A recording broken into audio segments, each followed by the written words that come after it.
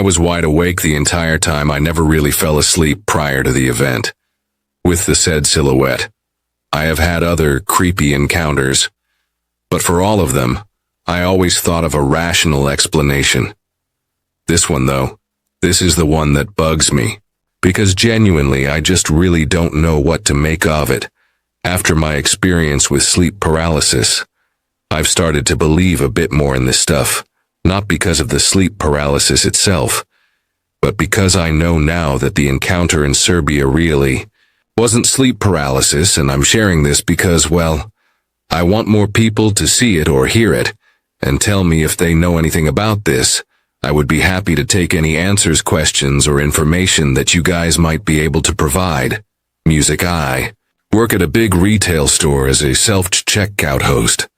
Most of my days are spent walking laps and listening to customers saying things like, "I don't work here," or "Why aren't you on the register?" I understood their frustrations. Usually there would be 2 or 3 of us at the self-checkout, and maybe 2 manned registers open. We got a new guy and his name was Terry. Always wore a mask as it was. 2021 and CO was still coining. I was training him, telling him to stock candy in bags and all that. He would ask questions. Anyone would ask if I'm in school, if I have a girlfriend. I lived in a small city or big town that had a good college students. From all over the country would come and usually wound up with prisons or retail. I usually asked the same questions too. I told him no, on both accounts, and he then asked if I ever went hunting. We had a lot of woods and a big forest around town. No, I don't really like guns. He said that he'd have to take me one day, though. A few days go by, and he's over on my side again. He asked if I have any family in town, and if I did, do they live close? I live 3 doors down from my mom. He starts talking, boot hunting again, how he was out with his buddies and started using pack tactics where they would box in the prey and finish off weird for deer, seeing as they flee at the first sound of any noise. He's off for a few days though because new hires have problems getting ours for the first 3 weeks. I talked to one of my co-workers, and they tell me that he asks a lot about me the next time I see him. His questions are very telling. How tall would you say you are? How much do you weigh? How well do? You know the woods past so-and-so street? I'm a pretty big guy at 6 feet and 300 lb. And when he brought up hunting again, a creepy thought would send a chill down my spine. Come on, man, you'd like it, just some good old boys shooting and stuff late at night in the middle of the woods, but then the real fun starts right before dawn. They won't know what hit them. The mask hid most of his face, but I could see it rise when he smiled. I don't know why he thought that.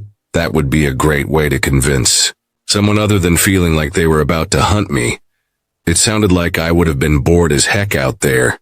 I must have made a face or something because he turned and walked away pretty quickly. I told a couple of coworkers about it, but that was really the last day. I never saw him again after that because he just left and never came back. And honestly, I'm kind of grateful for that. I've had many paranormal encounters starting from my teenage years, intensifying in my early adulthood, and seemingly tapering off now that I'm in my late 30s. The first experience that I remember, it was in 9th grade coming home from school. My parents were both working, so usually I'm home by myself until late dinner. I usually get the rice started in the rice cooker and thaw the meats. And this afternoon I was extra tired from wrestling practice, so I was relieved when I came home and heard rustling in the kitchen, and the faucet turning on and off too. I didn't actually look in there to see who it was, but I assumed it was my mom, because sometimes she'd get home early from her restaurant job. Sometimes they have like private events or whatever, and they'd send some waitstaff home. I turned the corner to the bedroom and yelled out to her, "Can you wake me up in like an hour? I wanted to study for a test tomorrow." I heard her say in a raspy voice, "Okay, Con." Con is a Vietnamese term addressing your own child. I thought nothing of it. Maybe she's a little bit sick or something anyway. I woke up from the landline phone ringing eventually, cell phones in the early 2000s were available, but we were poor, so only the adults had them. And it was my mom asking me if I wanted the leftover food from the restaurant. I told her, "Did you go back to the restaurant for leftover food?" She said, "No, she's been working there." The whole time, chills ran down my back. It was twilight and the sun was setting, so the whole house had an eerie semi-darkness to it. I told my mom to hurry home, please.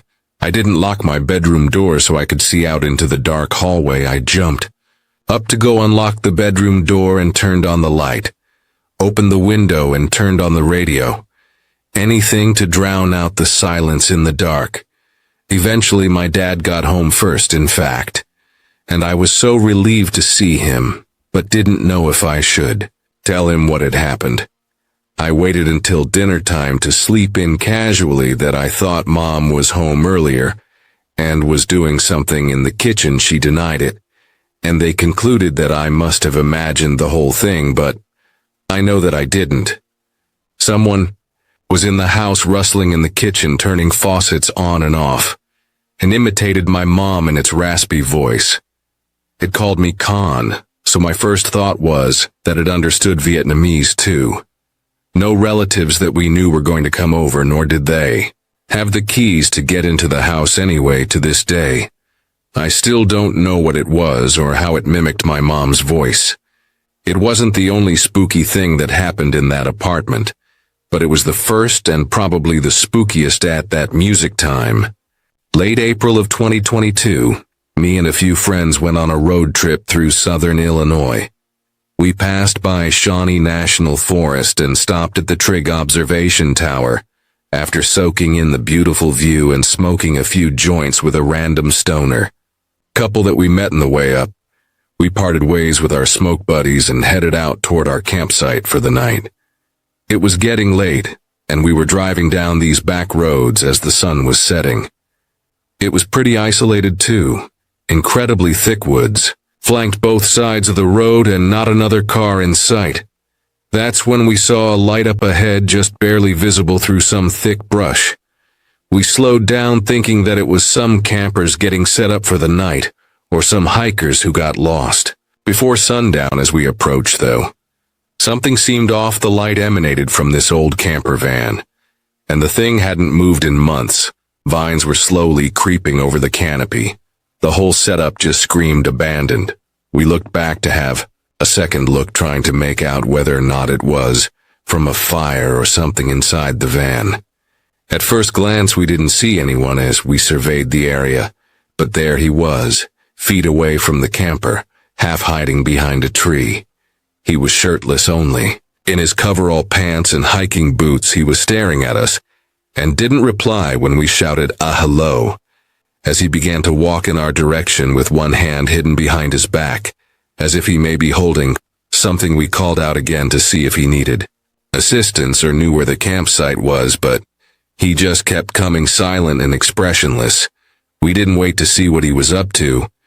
We leaped right back into the car and flew out of there, dust and rocks kicking up as we took off down the road, but we were pretty shaken by the time that we finally pulled into our campsite. But worse was yet to come. We had also left the firewood at the gas station, and with the rain, everything around us was pretty wet. We ended up hanging up our hammocks and attempted to fall asleep without a fire, which wasn't great for our nerves either. But no sooner had we all sighed and started to relax than we heard footsteps coming up from over the crest of a hill, slow and deliberate, just like the guy that we had seen earlier. We killed our lights and sat there in the dark, listening. It felt like eons before the step stopped, and we finally worked up the courage to look around. We took our flashlights and knives just in case, and did a quick scan, but we saw nothing.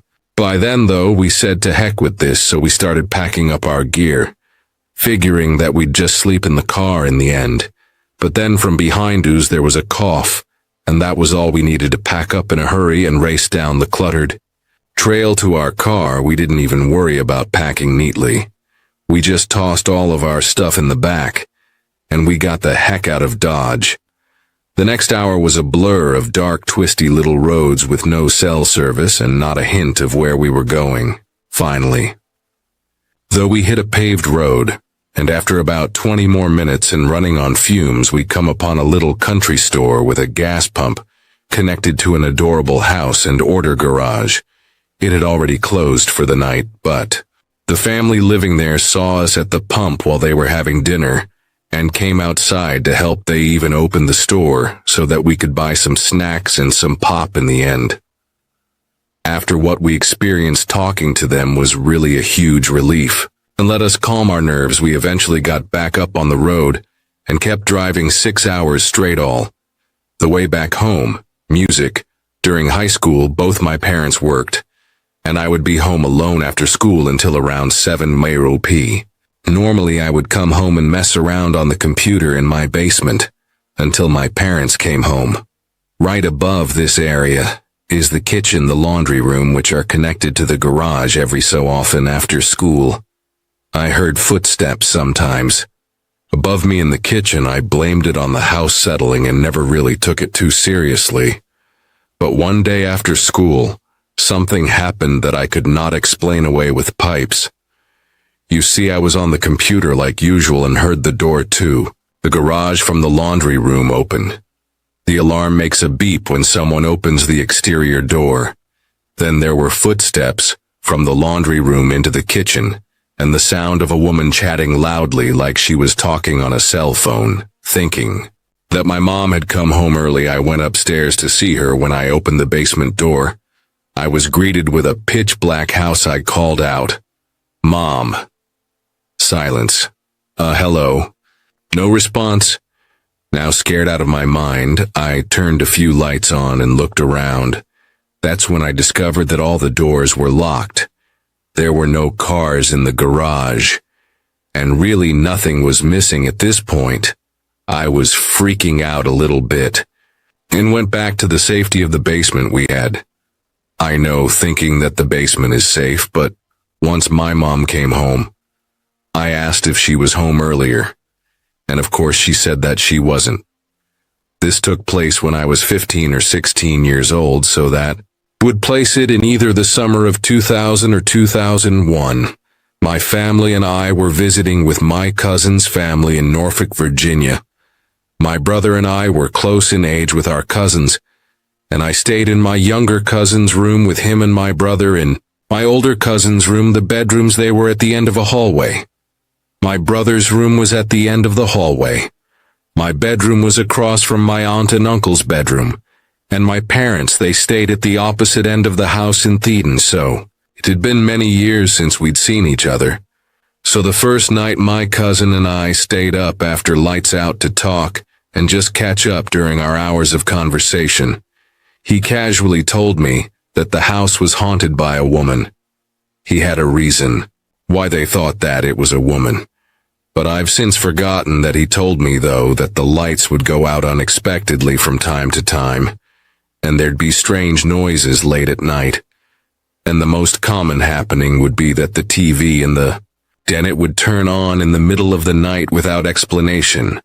I was intrigued by this story. Our conversation moved on to other topics eventually, but in the early hours of the morning we were still talking, when suddenly there was a loud, heavy-sounding bang that sounded like it came from the kitchen. We fell silent and listened as we heard what sounded like footsteps slowly coming down the hallway towards the bedrooms. The floors were hardwood and tome. The footfall sounded like a small child that has put on their parents' shoes. They kind of slid, and then the heel would slap the floor. They sounded like they stopped right outside of our bedroom door. In fact, there was silence for a long moment. Then 3 loud knocks, not on our door, but on my other cousin's brother's room door. We both sprang up from our beds and flung open the door. My brother and cousin had already had their door open and were standing there, but there was nothing there. We could all hear our father's infamous snoring coming from the other end of the house, while my uncle, hearing us all saying, "What the heck was that?" to each other, came out of his room to curse us out and send us off to bed. Needless to say, though, I really didn't sleep very well on that trip. I've dealt with paranormal experiences throughout my life, and I am now convinced that some kind of spirit follows my family from time to time. It usually just shows up as little shadow, speaking around corners or strange noises in the middle of the night. But there's one experience that still freaks me out to this day. I was younger when it happened, so I was home alone with my younger brother. We had this little dog named Stephanie, a tiny ball of energy who was completely obsessed with Cheerios. We didn't give them to her often because they weren't the healthiest treat, but she loved them more than anything. That morning I went to the pantry to grab some Cheerios for Stephanie. She was right there beside me, practically bouncing with excitement. I grabbed the box, turned around, and just like that she was gone. I was so confused, thinking, what the heck, where did she go? I immediately started searching the entire house, calling her name over and over.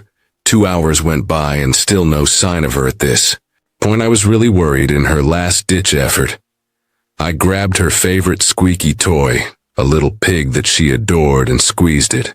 And out of nowhere she appeared upstairs in the hallway right in front of my brother's room. I could see her standing there from the main floor. Relief washed over me, but I was also confused as heck. I called out to her, "Come down here, I have your Cheerios and your squeaky pig toy." But instead of coming to me, she started walking back and forth, crying like she was stuck, or maybe scared, or something. I was baffled and getting a little bit scared myself at this point. I kept urging her to come to me, but her crying only grew louder and more desperate. So I started climbing the stairs, but the higher I went, the louder her cries became. I began to worry that she might be hurt or trapped, so I hurried up the stairs, my heart racing. When I reached the top, I suddenly felt something scratch down my back. 5 distinct fingers, I kid you not. It felt like a hand had just sort of clawed me. I screamed in shock and bolted toward Stephanie, who was still crying, in front of my brother's room. My brother heard me screaming and burst out of his room, totally freaked out, asking what was happening. I told him that something had scratched me, and then, out of nowhere, we both started hearing this loud banging on the walls. We were completely terrified. So without thinking, I grabbed Stephanie, and my brother and I ran downstairs to the solarium, which had a glass door.